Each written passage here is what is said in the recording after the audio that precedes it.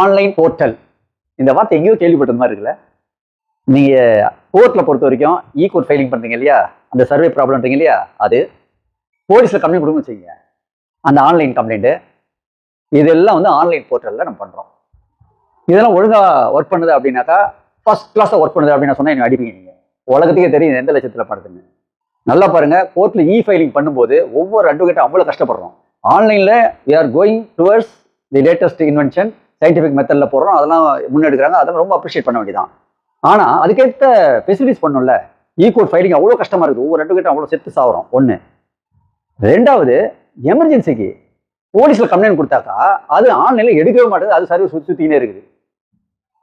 Corporation அதே லட்சணம் தான். சரி, இதெல்லாம் விடுங்க.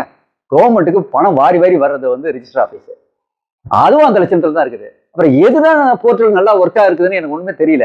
சரி, இது இப்படிதான் பண்ண முடியும் அப்படின்னா பிரைவேட்ல பாருங்க, ஐடி கம்பெனில எல்லாம் ஷார்ப்பா இருக்குது, அவங்க மட்டும் இப்படி வைக்க முடியுது. ஒரு பிரைவேட் ஆளு இண்டிவிஜுவல் நடத்துறான், ஒரு தனிப்பட்ட நபர் செய்யக்கூடிய அளவு கூட கவர்மெண்ட் செய்ய முடியலன்னா அதிகாரிகள் என்னதான் பண்றாங்க? எங்களோட ரெக்வஸ்ட் என்னன்னா, போர்ட்டல பக்காவா வைங்க. தயவுசெய்து ஆன்லைனை என்கரேஜ் பண்ணும்போது அந்த ப்ராப்ளம் இருக்குது, உங்க பப்ளிக்குடைய ப்ராப்ளமும் லிட்டிகேஷனுடைய ப்ராப்ளத்தையும் கொஞ்சம் ஃபேஸ் பண்ணி வைங்க. அதிகாரிகளுக்கு ஒரு அன்பான வேண்டுகோள் இது. நன்றி, வணக்கம்.